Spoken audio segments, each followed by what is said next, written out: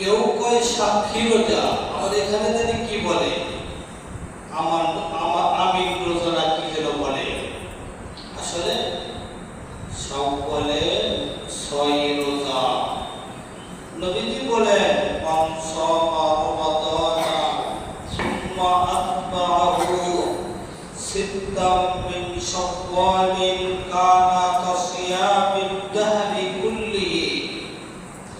মুসলিম শরীফের হাদিসের মধ্যে আছে, যে ব্যক্তি রমজানের রোজা পরিপূর্ণভাবে আদায় করবে, এরপরে শাওয়ালের চাঁদে 6টা রোজা রাখবে, নবীজি বলেন সে যেন সারা বছর রোজা রাখলো।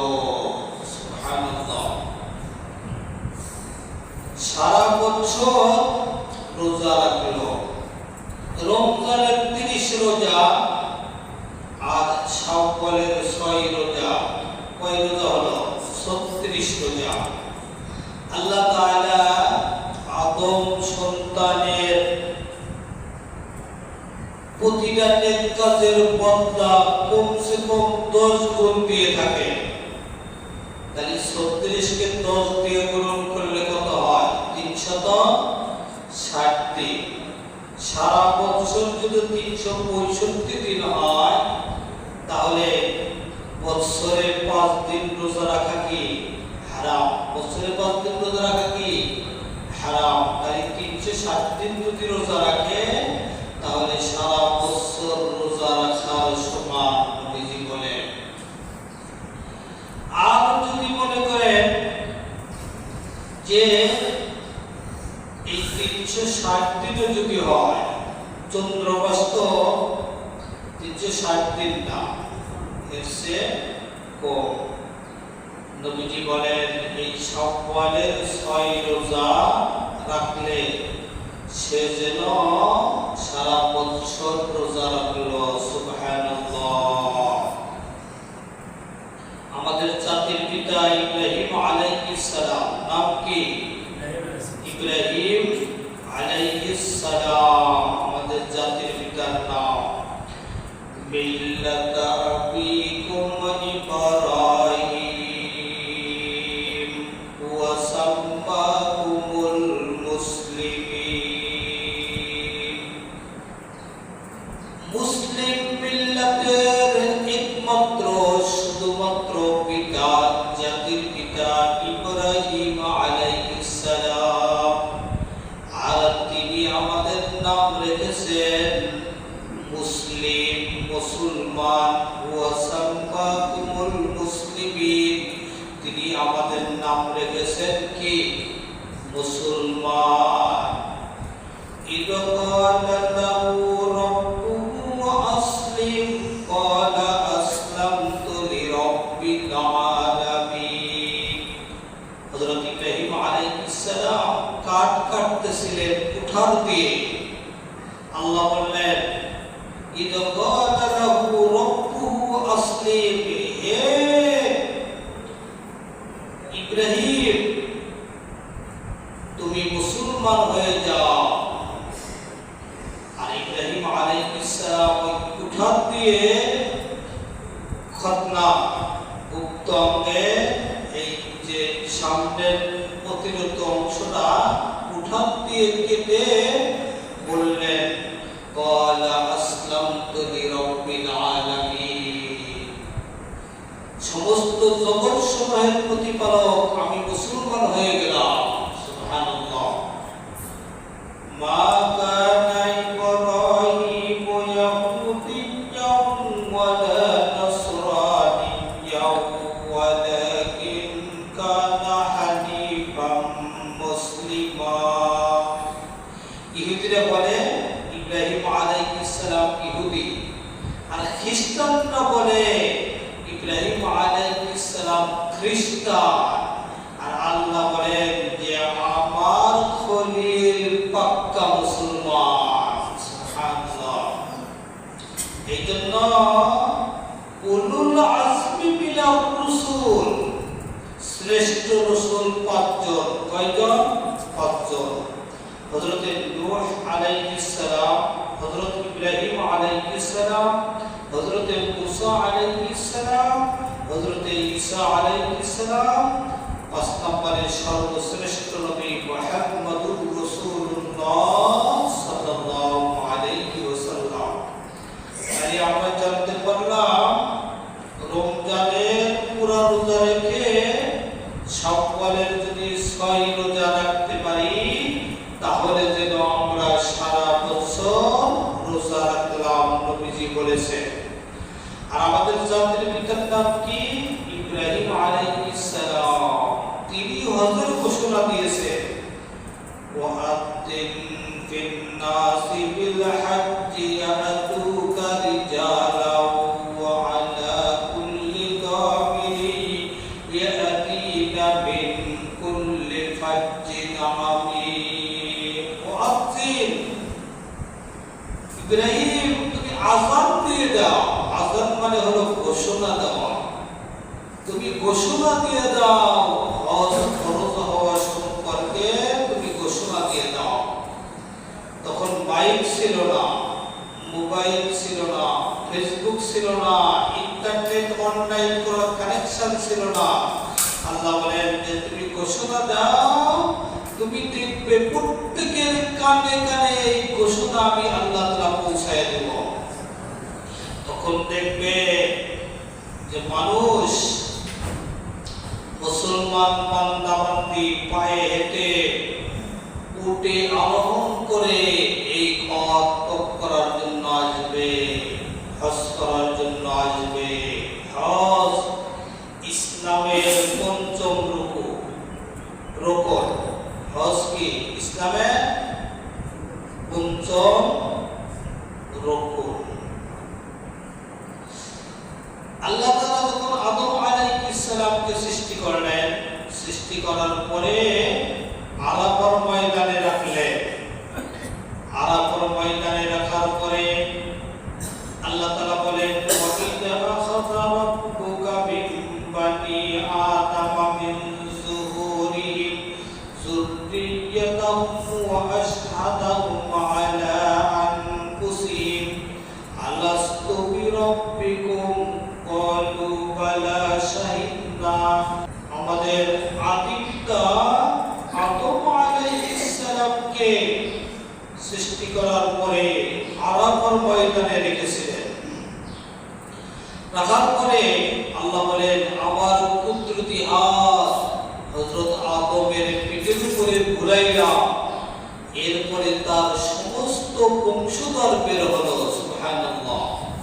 পিপিলিকার আকৃতিতে ছোট্ট ছোট্ট তার বংশধরদের রূপগুলো বের হলো। তাফসীরের ভিতরে আছে, আলাস্তু বিরাব্বিকুম, আল্লাহ বললেন আমি কি তোমাদের রব নই? সর্বপ্রথম যে রূহ বলেছিলেন, ক্বালু বালা, আপনি আমাদের রব। তিনি হলেন মুহাম্মদুর রাসূলুল্লাহ সাল্লাল্লাহু আলাইহি ওয়াসাল্লাম। মুহাম্মদুর রাসূলুল্লাহ সাল্লাল্লাহু আলাইহি ওয়াসাল্লামের রূহ প্রথমে বলেছিলেন, আপনি আমাদের রব। এরপরে সমস্ত রাসূলগণ তাদের রূহ বলেছিল, ক্বালু বালা, আপনি আমাদের রব। এরপরে সমস্ত মুমিন মুসলমানদের রূহ বলেছিল, ক্বালু বালা, আপনি আমাদের রব। এরপরে সমস্ত কাফির বেঈমানের রূহ বলেছিল, ক্বালু বালা, আপনি আমাদের রব। তখন আল্লাহ তাআলা বললেন, তোমরা সাক্ষ্য থাকো যাতে কিয়ামতের ময়দানে তোমরা বলতে না পারো যে আমি যে তোমাদের রব, এই ব্যাপারে আমরা কাফের ছিলাম। এটা যেন বলতে না পারো। সেই রব হজের হুকুম করেছে। হজের হুকুম কে করেছে? আল্লাহ তাআলা। আর কিছু কিছু বুদ্ধিজীবী আছে, তারা বলে গরিব দেশ বাংলাদেশ, হজ করলে অনেক বৈদেশিক মুদ্রা চলে যায়, দেশের ঘাটতি হয়। এই বুদ্ধিজীবীরা নাচানাচির পিছে দিছে, হাজার হাজার কোটি টাকা ব্যয় করে, তাদের মাথায় কোনো ব্যথা নাই। আর হজ আসলে তারা এরকম উক্তি করে, কুরবানির সময় তারা উক্তি করে, আরে এই লক্ষ লক্ষ পশু জবাই করা হইতেছে, এটা দেশের সম্পদ, লস হইতেছে। নাউজুবিল্লাহ, নাউজুবিল্লাহ, বলে লস হইতেছে। লস না লাভ? লাভ, লস হইতেছে। এই পশুগুলো যদি সারা বছর কম কম করে জবাই করা হতো, তাহলে সারা বছরের পুষ্টির যোগান দেওয়া যেত। নাউজুবিল্লাহ। আচ্ছা, এই কুরবানির সময় যে পশু জবাই করা হয়, গরু বাচ্চা দেয় কয়টা বলেন তো? একটা দেয়, অধিকাংশ সময় একটা দেয়। কুত্তা বাচ্চা দেয় কয়টা? 4টা, 5টা, 6টা, 7টা পর্যন্ত দেয়। কুত্তা কয়টা খান আপনারা? আমরা কয়টা খাই? একটাও খাই না। খাই কি? খাই না। আর গরু পাইকারি করে আল্লাহ হালাল করে দিয়েছে, পাইকারি করে খায়। একটু আপনার হাত দিয়ে বলেন তো, গরু বেশি না কুত্তা বেশি? গরু বেশি। গরু হালাল, ওর মধ্যে আল্লাহ বরকত দিয়ে দিয়েছেন। সুবহানাল্লাহ।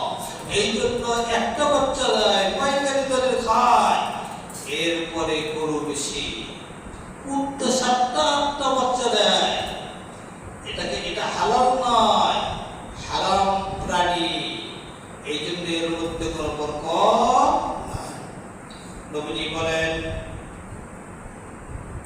وقال رسول الله صلى الله عليه وسلم تابعوا بين الحج والعمرة فإنهما ينفيان الفقر والذنوب رواه الترمذي والنسائي। নবীজি বলেন, তোমরা লাগাতার হজ এবং উমরা করতে থাকো। আর এটা করলে কি হবে? হজ, উমরা এবং দরিদ্রতা এবং গুনাহ, এই দরিদ্রতা এবং গুনাহ, হজ, উমরা, এই 4টা জিনিস একসাথে থাকতে পারে না। হজ উমরা করলে তোমাদের গুনাহ মিটে যাবে, আল্লাহ তাআলা তোমাদের সম্পদের মধ্যেও বরকত দিয়ে দিবেন, আরো ধনী বানাইয়া দিবেন আল্লাহ তাআলা। নবীজির কথা বিশ্বাস হয় না? এমন ভাবে গুনাহ মিটাইয়া দেওয়া হয়। নবীজি বলেন, কামার যেরকম পুরানো লোহা পরে পুরাইয়া পরিষ্কার করে না, অনুরূপ ভাবে ওই ব্যক্তি গুনাহ থেকে পবিত্র হয়ে ওই রকম পরিষ্কার হয়ে যায়। নবীজি বলেন, এমন মাসুম হয়ে যায়, ওয়ালাদাতুহু উম্মু, যে তার মা তাকে কেবল প্রসব করলো। এইজন্য হজ যাদের উপর খরচ হয়েছে, নবীজি বলেন, তোমরা তাড়াতাড়ি করো। এটা কি করিও না, দেরি করিও না, তাড়াতাড়ি করো। হজ খরচ হইলে আর দেরি করিও না। হযরত আবু উমামা রাদিয়াল্লাহু তাআলা আনহু হইতে বর্ণিত, নবীজি বলেন, তোমাদের উপর যখন হজ ফরজ হয়ে যায় আর দেরি করিও না। যদি দেরি করো, হাজাতুন যাহিরাতুন, তোমাদের আবার অভাব চেপে ধরতে পারে, আর হজ করতে পারবে না, অভাব চেপে ধরতে পারে, তীব্র অভাব আসতে পারে। এই হজ খরচের সে টাকা আছে, আগামী বছর যাব, আগামী বছর যাব, আগামী বছর যাব, এরকম করতে করতে যদি তুমি গরিব হয়ে যাও, তোমার উপর হজ যে খরচ ছিল তোমার জিম্মায় থেকে যাবে, তুমি গুনাহগার হবে। অথবা নাম্বার 2, সুলতানুন জাইরুন, এমন হতে পারে যে অত্যাচারী বাদশাহ তালে পড়ে যাবা, আর হজ করা হবে না। বর্তমানে যেরকম যুদ্ধ বেশি বেঁধেছে, আরবের যে যুবরাজ খুব ভালো মানুষ, তাই না? খুব ভালো মানুষ, এখন সামনে আবার হজ বন্ধ হয় কিনা, এইরকম সমস্যা, অত্যাচারী বাচ্চার কবলে পড়তে পারো। অথবা করুণা যে আসছিল, করুণা, এই করুণার মধ্যেও কিন্তু হজ বন্ধ করে দেওয়া হয়েছিল। আবার এই করুণা নিয়ে অনেকে রাজনীতিও করছে, এটা নিয়ে অনেকে নাটকও করছে, করছে না? করছে। তিনজন একসাথে দাঁড়ায় নামাজ পড়া যাবে না, মাঝখানে দুই পিঠ ফাঁকে ফাঁকে দাঁড়াইতে হবে, এই যে একটা অবস্থা। অথবা মারাদুন হাবিসুন, গুরুতর অসুস্থ হয়ে যেতে পারো, এই জন্য হজ ফরজ হয়েছে, তুমি আর দেরি করিও না। এটা আল্লাহর হুকুম, এটা অপছন্দনীয় করিও না, এটা অপছন্দ করো না। এটা কার হুকুম? অপছন্দ করলে কি হয়? যালিকা বিআন্নাহুম কারিহু মা আনজালাল্লাহু ফাআহবাতা আমালাহুম।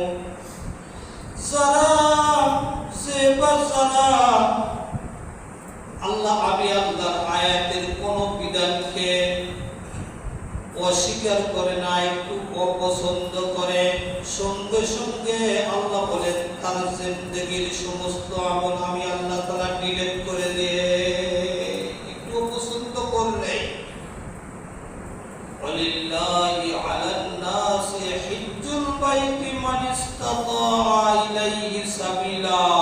আল্লাহ বলেন যে ব্যক্তি এই মক্কা, পবিত্র মক্কা শরীফ হজ করা, পবিত্র মক্কা মদিনা পৌঁছা পর্যন্ত যার সামর্থ্য আছে, এতটুকু সময় পর্যন্ত পরিবারের ভরণ পোষণের ব্যবস্থা আছে, তার উপরে হজ খরচ।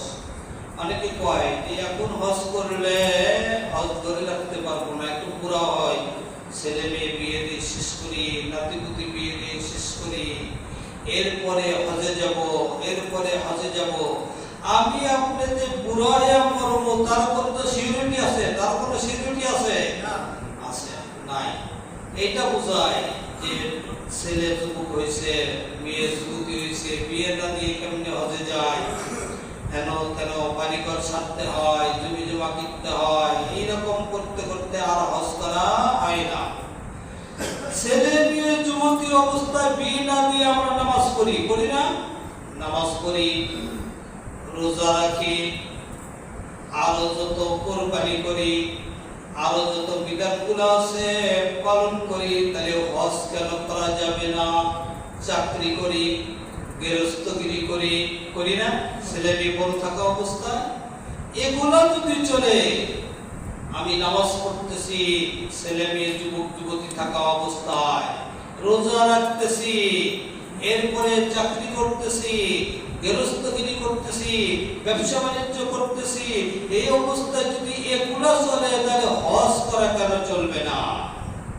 ছেলে মেয়ে বড় হয়েছে, আল্লাহ যখন ব্যবস্থা করে দিবেন, যখন কবুল করবে, তখন এদের বিয়ের ব্যবস্থা হবে। এখন হজ ফরজ হয়েছে, এখনই হজে যেতে হবে। কি বলেন? এটা নবীজির নির্দেশ। এখন হজ ফরজ হয়েছে, এখনই যাইতে হবে। যদি এই অবস্থার মধ্যে যদি বলা হয় তোমার তো একটা সুযোগ আছে, কি সুযোগ? বলে ইউরোপ কান্ট্রিতে যে দেশ পছন্দ, এই দেশেই সেই দেশেই তোমার চাকরি 5 বছর। কয় বছর? 5 বছর। আর 10 বছর যদি করতে পারো, তাহলে ওই দেশে তুমি নাগরিকত্ব পাবে। আর তোমার বেতন হবে প্রতি মাসে 20 লক্ষ টাকা। তখন এই লোকটা বলবে নাকি আমার ছেলে বিয়ে দেখবে কে, আমার ব্যবসা বাণিজ্য দেখবে কে, আমার ছেলে বড় হয়েছে, আগে বিয়ে দিই তারপরে যাব, আমার মেয়ে যুবতী হয়েছে, আগে বিয়ে দিই তারপরে যাব, আমার ক্ষেত খামার আগে ঠিক করি তারপরে যাব, এই কথা বলবে না? বলবে যে 5 বছর একটু বাড়ায়া দেওয়া যায় না, মেয়াদ একটু বাড়ায়া দেওয়া যায় না, 20 লাখ টাকা প্রতি মাসে পাওয়া যাবে, মেয়াদ একটু বাড়ায়া দেওয়া যায় না? হ্যাঁ, দেওয়া যাবে 10 বছর বলে, আলহামদুলিল্লাহ। তখন আর এই ওজন থাকে না। কি বলেন? বুঝাইতে পারছি তো? আর হজের বেলায় যত রকমের এইরকম সুতা ভাঙ্গাইতে থাকি,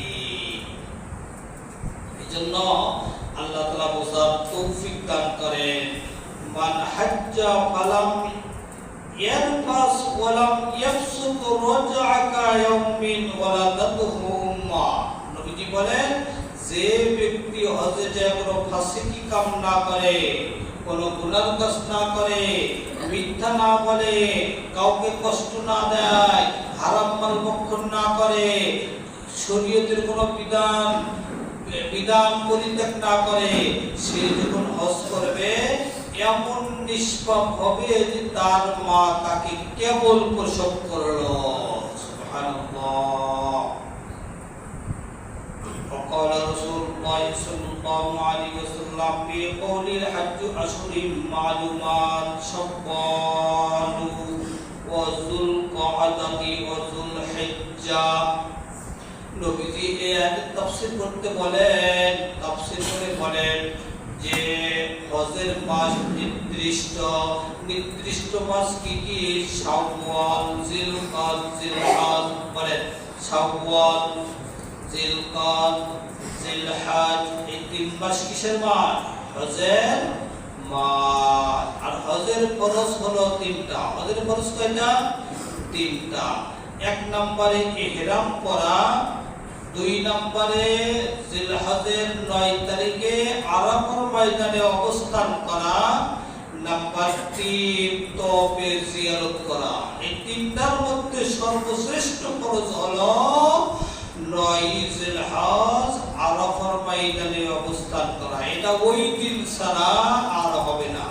আর যে দুইটা আছে অন্যান্য দিন করা যায়, কিন্তু 9 জিলহজ আরাফার ময়দানে অবস্থান করা, এটা ওই দিন ছাড়া হজ হবে না। এই জন্য নবীজি বলেন, হজ হলো জিলহজ মাসের 9 তারিখে আরাফার ময়দানে অবস্থান করার নাম। হজ 3 প্রকার। হজ কয় প্রকার?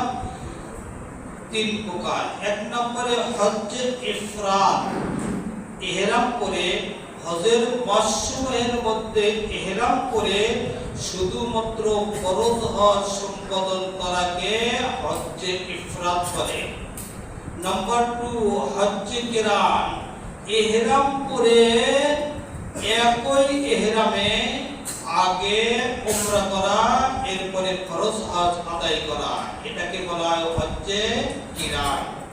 নাম্বার 3 হজ্জে তামাত্তু, ইহরাম করে আগে হজের মাসসমূহের মধ্যে ইহরাম করে আগে উমরা আদায় করা, এরপরে ইহরামের কাপড় খুলে ফেলা, তারপরে আবার হজের সময় নতুন করে ইহরাম করে আবার ফরজ হজ আদায় করা, এইটাকে বলা হয় হজ্জে তামাত্তু।